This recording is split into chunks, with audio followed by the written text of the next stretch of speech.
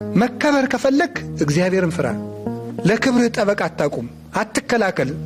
ዝም ብለህ እግዚአብሔርን ፍራ። እግዚአብሔር ራሱ ያከብርሃል፣ ከፍ ያደርግሃል። ሰዎች ጉድጓድ ቆፍረው ተራራውን ይናዱብህ፣ እግዚአብሔር ተራራው ጫፍ ላይ አቁሞ ከፍ ብለህ እንድትታይ ያደርጋል። እግዚአብሔር ይሄን ያደርጋል። የልብ ደስታ እግዚአብሔር መፍራት። ከዚያስ ምን አለ ሲራክ? ለፈራህ እግዚአብሔር እይመጽኦ እኩይ። እግዚአብሔርን የሚፈራ ሰው በዘመኑ መከራ አይመጣበትም።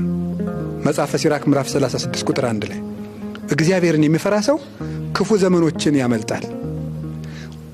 ወይ ከክፉ ነገር አይገባም፣ እግዚአብሔር እንዳይገባ ይጠብቀዋል።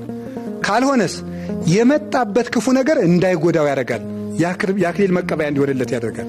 ለምሳሌ ቅዱስ ጊዮርጊስ በመንኮራኩር ተፈጭቷል። እግዚአብሔር ስላልፈራ ነው ክፉ ነገር የመጣበት ልንል ነው? አይደለም። እግዚአብሔርን የሚፈራ ሰው የማይጠቅመው መከራ አይመጣበትም። የመጣለት መከራም ካለ ለምን ይሆነዋል? ለዘውድ ይሆነዋል።